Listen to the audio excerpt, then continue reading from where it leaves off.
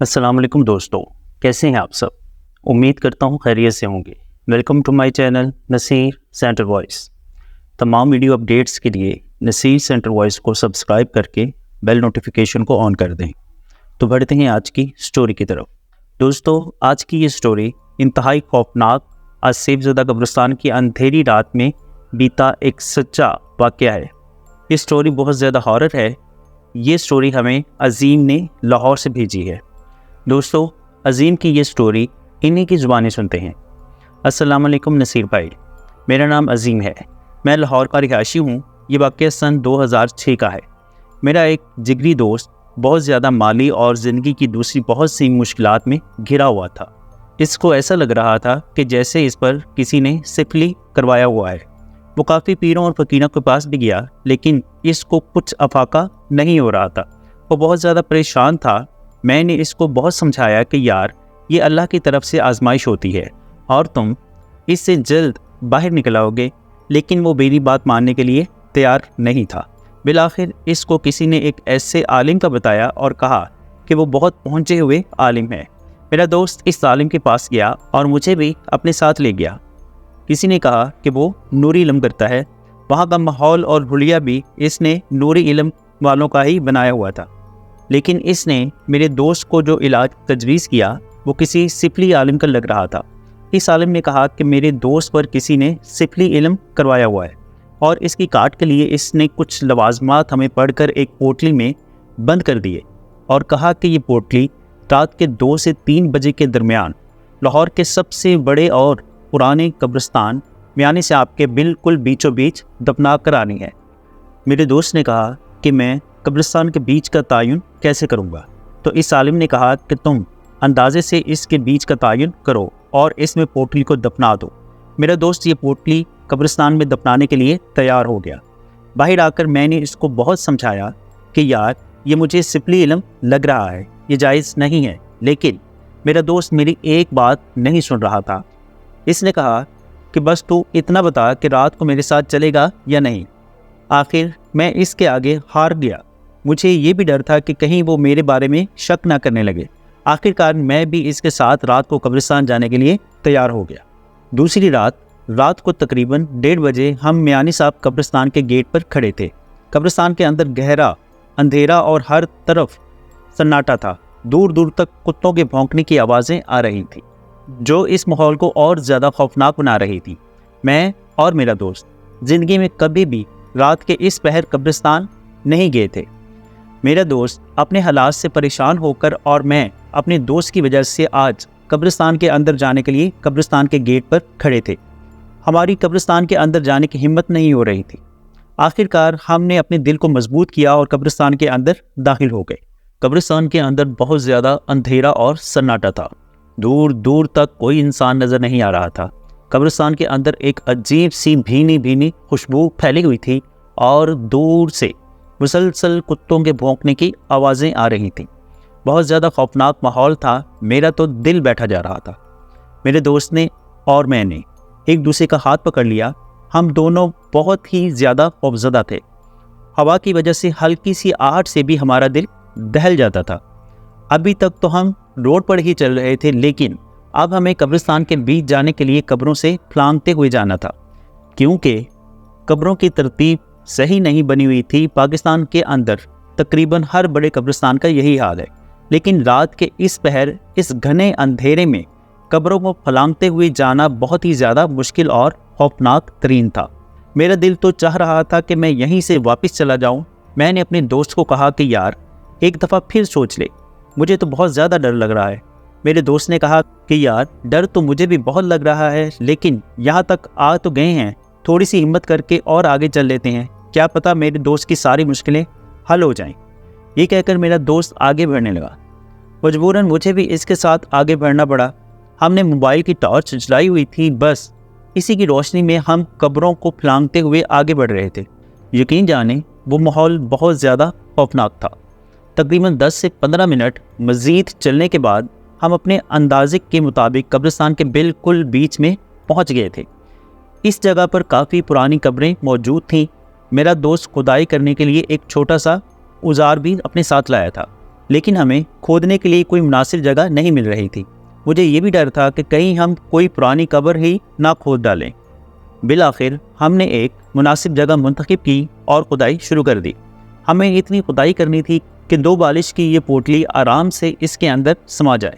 جیسے ہی ہم نے کھدائی شروع کی تو نہ جانے کہاں سے بچے کی پر اسرار اور عجیب طریقے سے رونے کی آواز آنا شروع ہو گئی، اور یہ آواز بہت زیادہ عجیب تھی اور خوفزدہ کر دینے والی تھی۔ یہ آواز سن کر ہم دونوں کے دل دہل گئے۔ جیسے ہی ہم نے کھدائی بند کی اور وہ آواز بھی بند ہو گئی۔ جیسے ہی ہم نے دوبارہ کھدائی شروع کی تو پھر وہ بچے کے رونے کی آواز دوبارہ ہمارے کانوں سے آنا شروع ہو گئی۔ ہم بہت زیادہ ڈر گئے تھے۔ میں نے اپنے دوست سے کہا کہ یار چھوڑو سب، واپس چلتے ہیں، مجھے معاملات صحیح نہیں لگ رہے۔ لیکن میرا دوست اپنے حالات سے واقعی بہت زیادہ پریشان تھا۔ میرے دوست نے کہا یار ہو سکتا ہے اتنا سناٹا ہے، کہیں دور سے بچے کی آواز آ رہی ہو سکتا ہے گورکھن کی بچی رو رہی ہو۔ میرا دوست اپنے دل کو تسلی دے رہا تھا اور کہنے لگا گڈھا تو تقریباً خود ہی گیا ہے، ہمیں کون سا زیادہ گڈھا کھودنا ہے، بس جلدی سے اپنا کام ختم کرتے ہیں اور واپس چلتے ہیں۔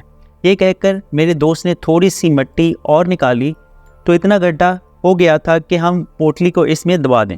میرا دوست پوٹلی اس میں رکھنے ہی والا تھا کہ نیچے سے ایک بہت بڑا کالے رنگ کا سانپ نکل آیا۔ میں نے اپنی زندگی میں آج تک کبھی سانپ کا اتنا بڑا منہ نہیں دیکھا تھا۔ ہم دونوں فوراً پیچھے ہٹ گئے۔ میرے دوست نے گڈھا کھودنے والا اوزار اپنے ہاتھ میں پکڑ لیا کہ اگر سانپ ہماری طرف آیا تو وہ اس کو مار دے گا۔ وہ سانپ تقریباً 1 منٹ تک ہم دونوں کو خوفناک انداز میں گھورتا رہا۔ اس کے بعد وہ ہماری طرف آنے کی بجائے دوسری طرف قبر کے پیچھے چلا گیا۔ وہ سانپ بہت زیادہ موٹا اور تقریباً 15 یا 16 فٹ کا تھا۔ وہ سوراخ کے اندر سے نکلے جا رہا تھا۔ میں نے اپنی زندگی میں آج تک کبھی اتنا بڑا سانپ نہیں دیکھا تھا۔ ہمیں ڈرایا جا رہا تھا، وارننگ دی جا رہی تھی کہ ہم یہاں سے چلے جائیں، لیکن ہماری بدقسمتی کہ میرے دوست نے اس سانپ کے جاتے ہی آگے بڑھ کر پوٹلی اس گڑھے میں ڈال دی اور جلدی جلدی واپس مٹی ڈال ہی رہا تھا کہ ایک دم سے اس گڑھے میں سے ایک ہاتھ باہر نکل آیا۔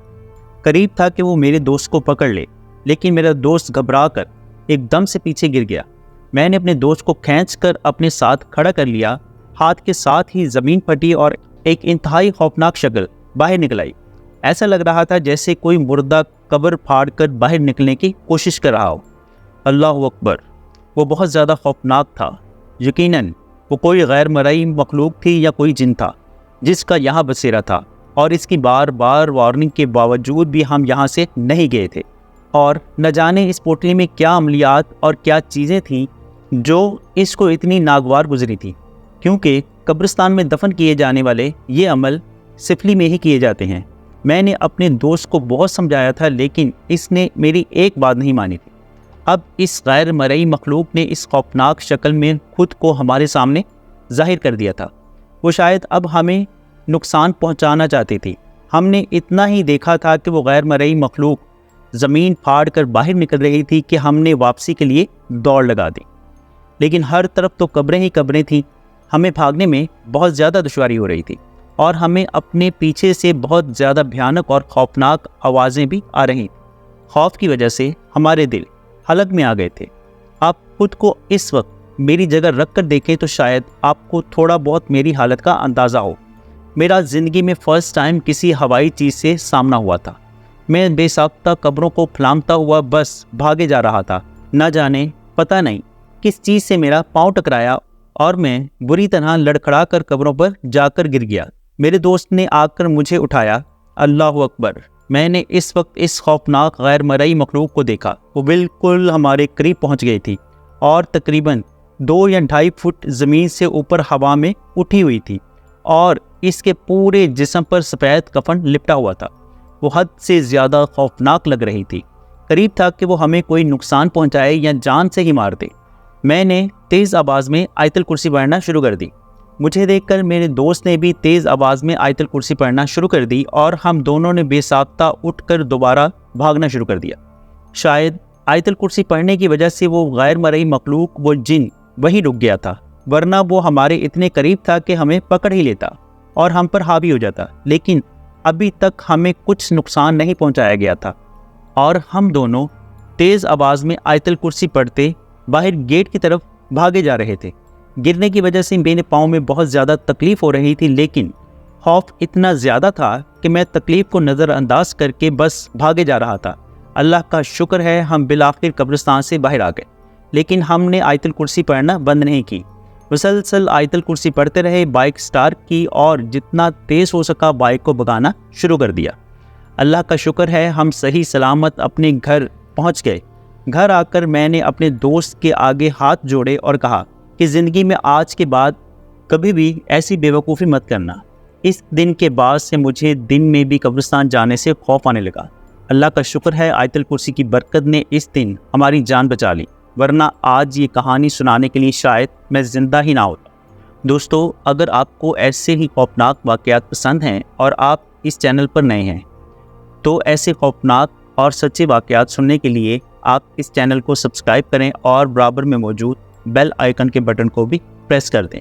اور دوستو، اگر آپ کو یہ واقعہ اچھا لگا ہے تو اپنے دوستوں اور فیملی ممبر کے ساتھ بھی ضرور شیئر کریں۔ اور آپ کو یہ واقعہ کیسا لگا اپنی رائے کمنٹ سیکشن میں ضرور ہمارے ساتھ شیئر کیجیے گا۔ اور اگر آپ کے ساتھ بھی ایسا کوئی خوفناک واقعہ پیش آیا ہے تو نیچے ڈسکرپشن میں موجود میرے واٹس ایپ نمبر یا پھر ای میل ایڈریس پر ہمارے ساتھ ضرور شیئر کریں۔ اللہ تعالیٰ آپ تمام کا حامی و ناصر ہو۔ اپنا اور اپنی فیملی کا بہت سا خیال رکھیے گا، مجھے اپنی دعاؤں میں یاد رکھیے گا۔ ملتے ہیں کسی اور خوفناک سٹوری میں، تب تک کے لیے اللہ حافظ۔